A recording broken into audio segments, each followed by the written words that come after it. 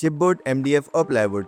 अगर आप interior design करवा चुके हैं या करवाने लगे हैं तो आपने इन तीनों शीट्स का नाम तो जरूर सुना होगा। अब इन तीनों में फर्क क्या है, कौन सी शीट अच्छी और कौन सी बुरी, आइए आपको बताता हूँ। सबसे पहले आता है चिपबोर्ड। वुडवर्किंग में जो कचरा बचता है, जिसको हम आम जुबान में बुरादा भी कहते हैं, बुरादे और ग्लू के कंप्रेशन से चिपबोर्ड बनता है, जिसका कुछ इस तरह का टेक्सचर होता है। चिपबोर्ड के फायदे ये हैं कि इसकी कॉस्ट कंपैरेटिवली दूसरी शीट से बहुत कम होती है।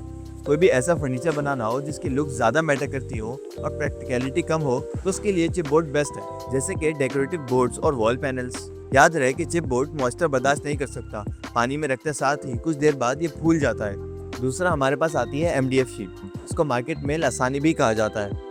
ये बनती है लकड़ी के बचे हुए टुकड़ों से।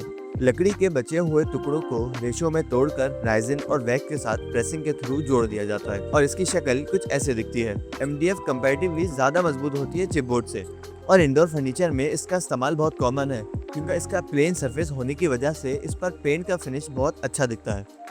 इसकी moisture protection compare to chipboard बेहतर है, लेकिन ये भी ज्यादा देर तक पानी बर्दाश्त नहीं कर सकती। Third and top of the line है हमारे पास प्लाईवुड शीट।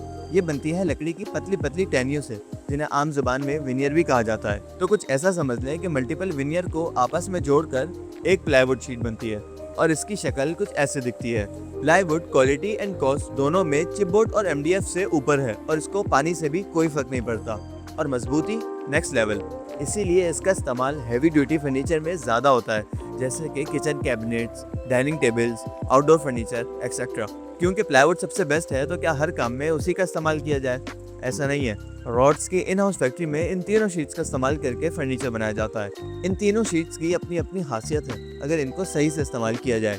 अब कौन सी शीट का क्या फ़ायदा है, इसका अंदाज़ा तो आपको हो ही गया होगा, क्योंकि ये तीनों